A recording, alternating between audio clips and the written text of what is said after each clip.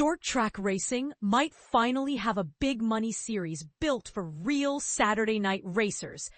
But is it a bold new era or a risky experiment waiting to implode? The new IHRA Stock Car Series is positioning itself as a home for grassroots pavement racers who want serious prize money without having to chase the same expensive path as drivers aiming for IHRA or the NASCAR Truck Series. Instead of copying existing big-name tours, it's built around more affordable economy-style rules, older cars, and a schedule designed for people with regular jobs and limited budgets. But here's where it gets controversial. The entire model leans heavily on one man's fortune, vision, and appetite for risk.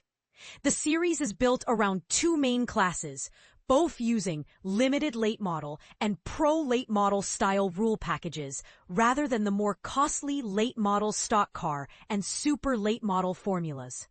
In both divisions, teams must run Spec AFCO shocks, and those shocks are required to be used in a simple configuration with no bump stops, no bump springs, and no coil binding setups.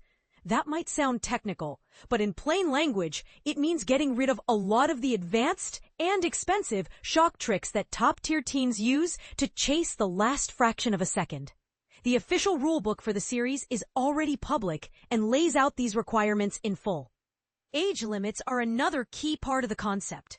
Drivers must be at least 14 years old to compete in pro late models and at least 16 to race in late model sportsmen.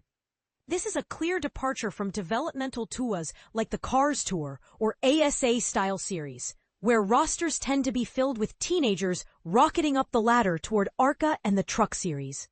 The IHRA Stock Car Series is trying to coax older cars out of garages and sheds, cars that have been sitting on jack stands for years, by giving their owners a place to race that feels closer to the late 1990s and early 2000s local short track scene. On the technology side, the series is deliberately dialing things back.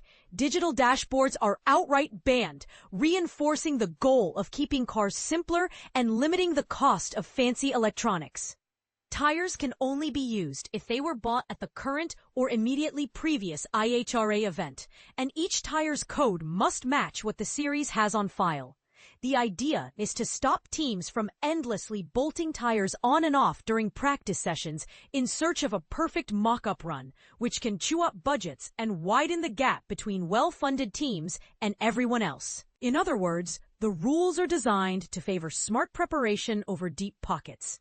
Series director Tim Horton and assistant director Daniel Horton, who is also Tim's son, say none of these choices are accidental.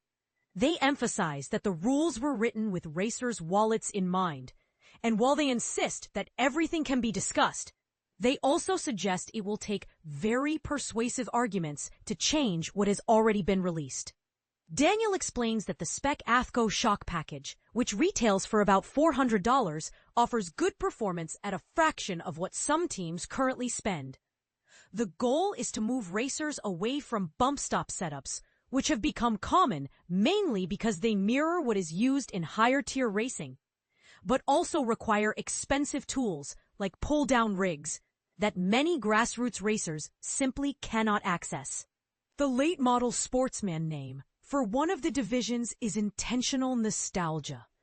The Hortons want the series to feel like a throwback to the late 1990s and early 2000s, when racing was often more about local pride and weekly competition than about being the next big prospect.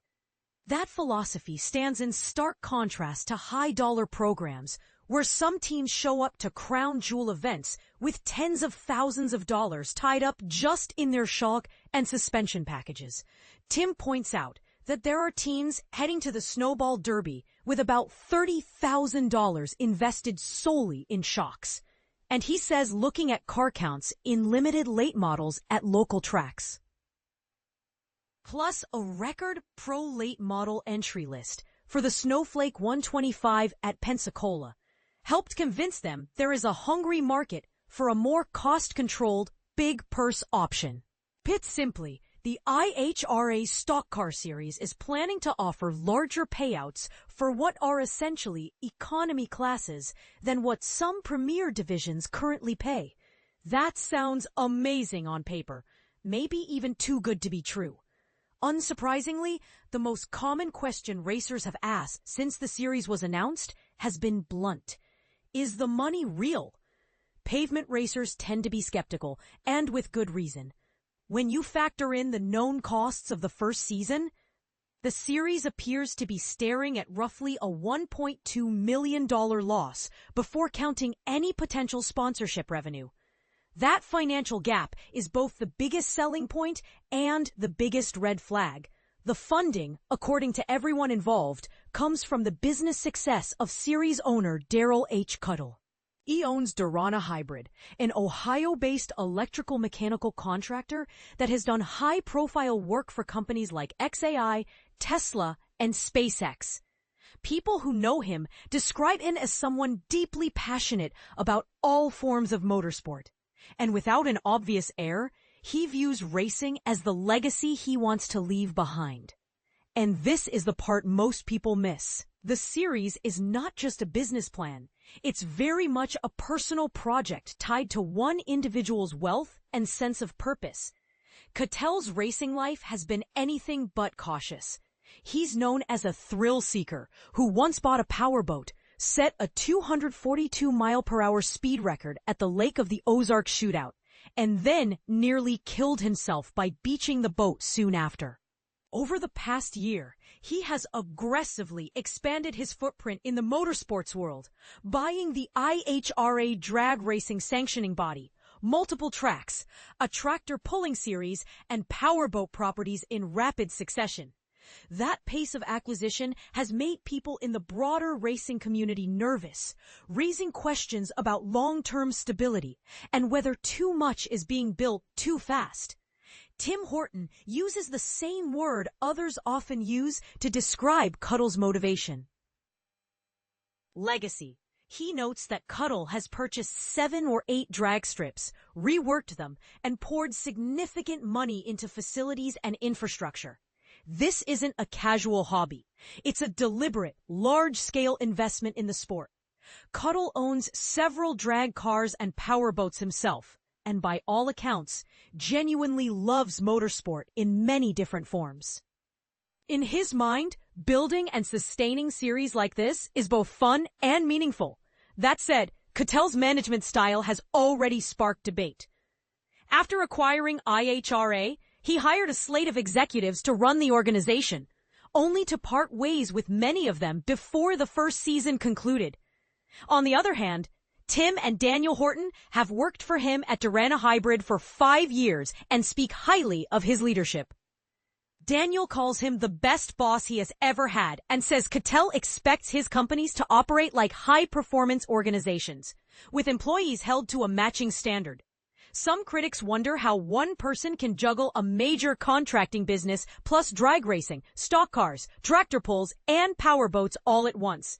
Daniel's answer is that Cuttell relies on separate, dedicated teams to run each segment. Tim serves as series director for stock cars. IHRA President Leah Martin oversees the broader sanctioning body, and there are managers responsible for the other programs. Daniel says he could probably answer many questions about the powerboat series because he's around it, but emphasizes that Cuttell has specific people in charge there as well. The implication is that while Cuttell is the financial engine, day-to-day operations are distributed among trusted staff. Interestingly, the IHRA Stock Car Series idea grew out of something much simpler. The Hortons, based in Tennessee, had built a pro-late model they planned to race at tracks like Nashville Fairgrounds and Highland Rim. One day, Cuttell stopped by their shop, spotted the car, and essentially asked, "What is that?"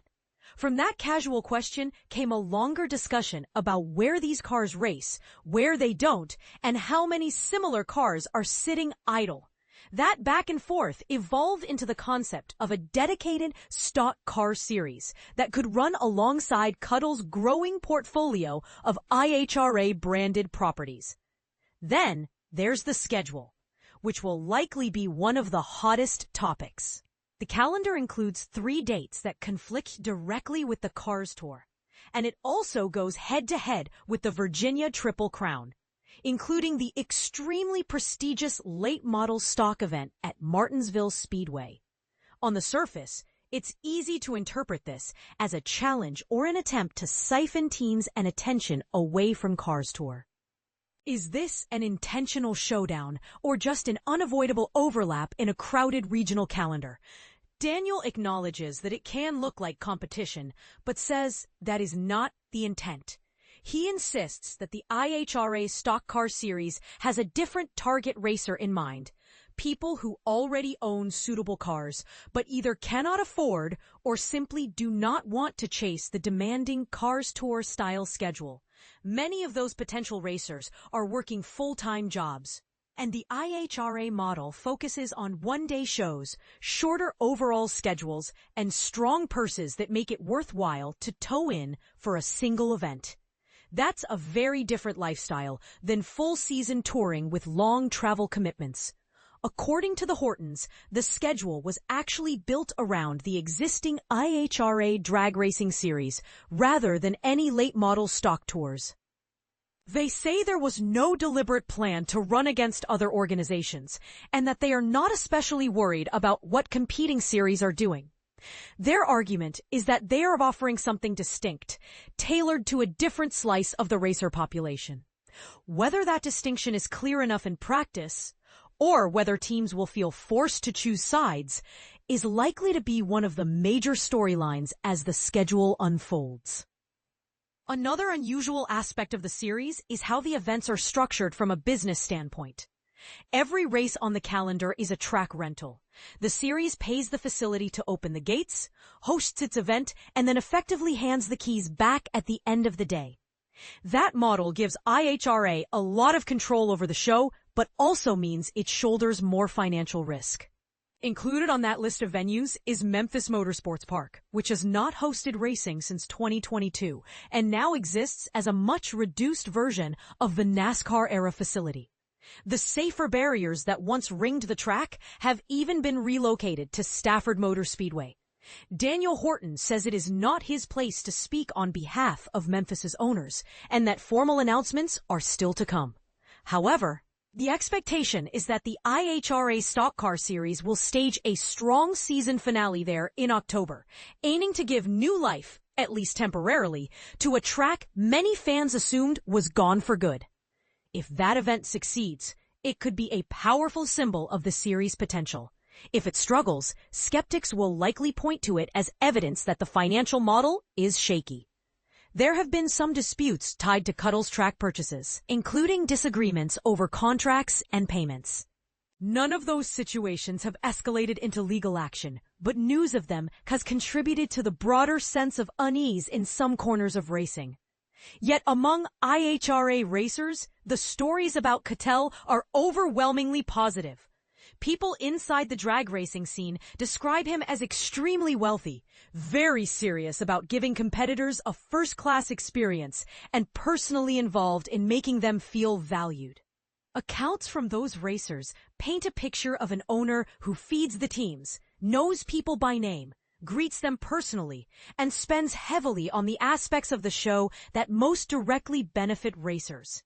From their perspective, his overriding mission is to shield participants from spiraling costs and to keep the sport accessible to working-class competitors. He sees a gap in the marketplace, where many series get more expensive each year, and is moving aggressively to fill that hole. The new Pavement Stock Car Series is simply the latest extension of that philosophy.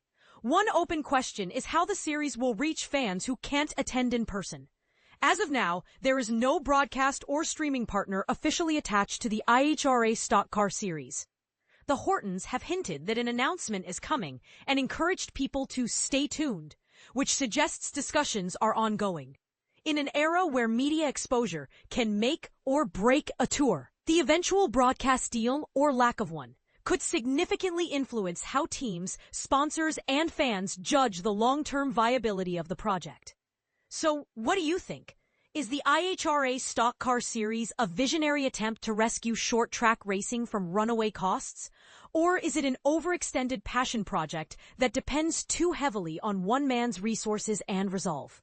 Do you see the strict cost control rules and track rental model as the future of grassroots racing, or as an unsustainable gamble that might squeeze other tours? Share whether you're rooting for this experiment to succeed or worried about the fallout if it doesn't in the comments below.